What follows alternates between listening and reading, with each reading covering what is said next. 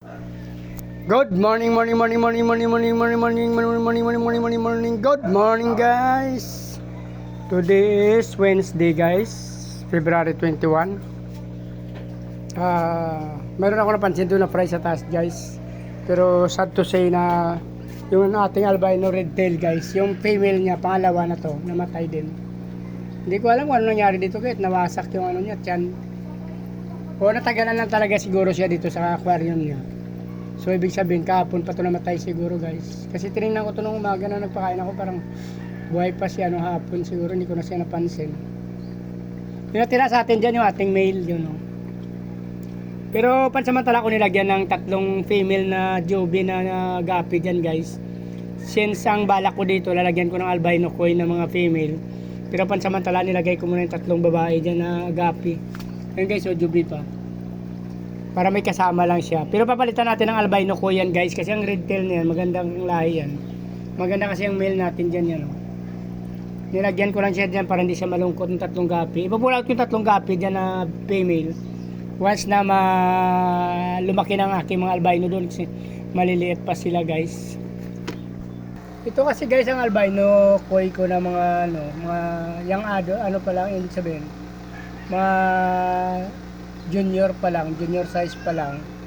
So pipili ako ng dalawang female dyan at isasama dun sa aking albino red tail. Iko-cross ko sila since yung parehas na yung mga partner niya doon namatay na, guys.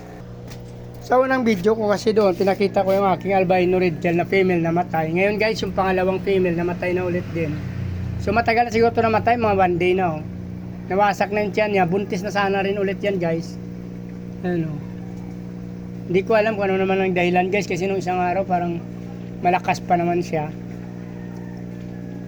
So kasi na-try ko na rin to. Nung unang anak nila isa, sunod dalawa, kasunod marami naman, guys. Yan, guys, yung anak nila, yung pangalawa, pangatlo na to pala. Kasi ang una isa lang, tapos dalawa ata. Sunod ito na. Pasensya na kayo, guys, mayroong albino dyan, danyo na yung mga kulay green. Yung danyo kasi dyan kakaunti lang, kaya dyan ko nilagay yung ating gapi ng albino red tail, yan, oh. 25 piraso yung albino red tail natin dyan. Yung iba dyan danyo na breed natin, so kakaunti lang, pinagsama na natin sila. Ayan, guys, oh.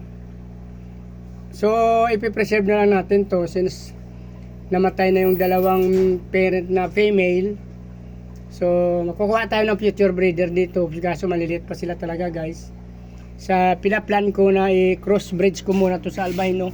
Ang problema yung albino koi ko, ang liliit din, kaya pansamantala ko nilagyan ng tatlong RDSS na female dyan, so para may kasama lang siya.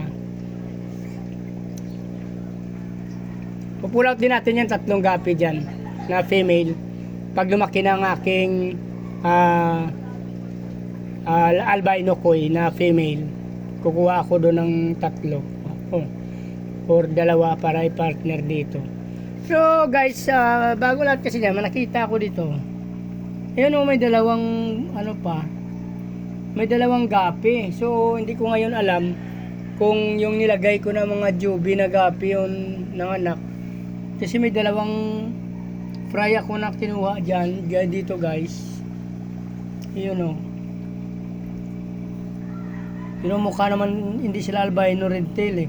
Kasi ang pag nanganak yung albino red tail, parang ano sila, yung mapuputi. Ito try ko lang to i-preserve, tingnan ko kung anong lalabas nito.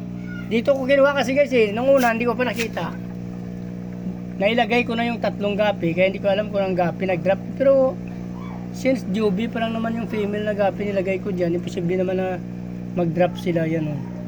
So ibig sabihin sa albino red tail pa to, yung dalawang na yan, dalawang fry na yan, guys. So abangan ko na lang yan, guys, hiniwalay ko yan, hindi ko sinasama, kasi kung mag albino red tail yan, mas maganda, magiging lahi pa rin ang ating albino red tail. So kung nagustuhan nyo yung video na to, guys, please like, follow, subscribe, guys. Sama nyo ng notification bell para updated kayo sa video ko araw-araw, guys. Maraming salamat, mabuhay kayo hanggang gusto nyo. Bye bye.